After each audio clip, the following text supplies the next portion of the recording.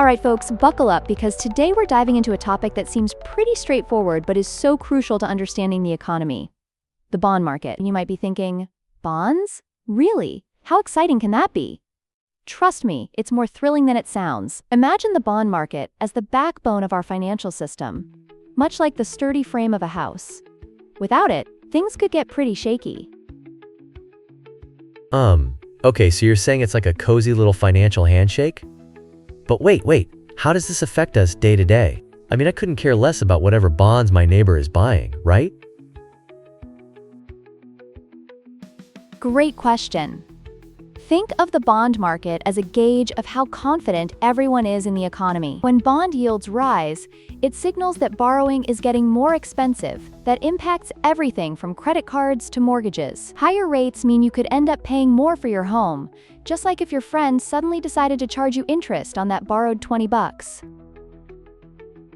Oh wow, that's kind of wild.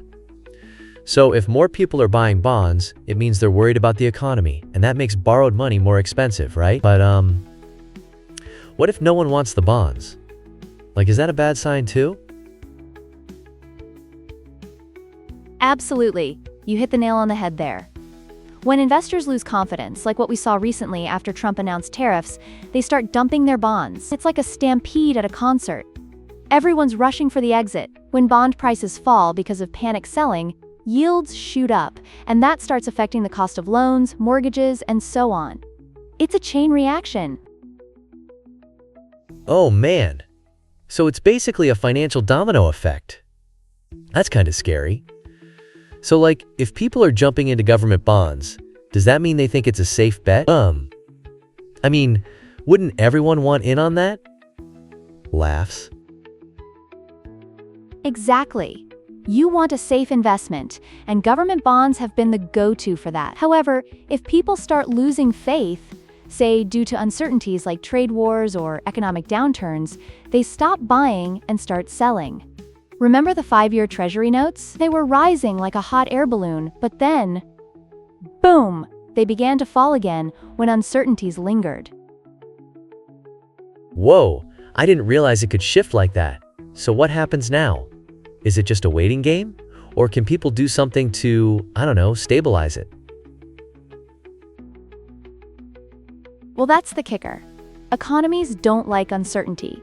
Businesses and consumers tend to hold off on spending when they're unsure about borrowing costs. It's like waiting to buy concert tickets until you know the weather.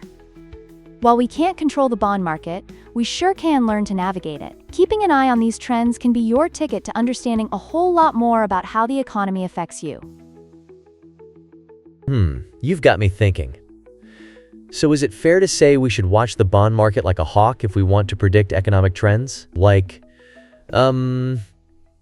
what's the next big concert we should be looking for? Exactly. By staying informed about the bond market, we equip ourselves with the knowledge to better understand future economic conditions, which is so valuable, especially in our world today. Plus, it could very well impact everything from your next big purchase to the overall health of the economy. Keeping track might help you snag those tickets to the concert of life before they sell out. Oh man, I never thought of it that way. This is so fascinating. So much in this economy hinges on bonds and how we interpret signals from that market. I feel like I need a notepad now. Laughs.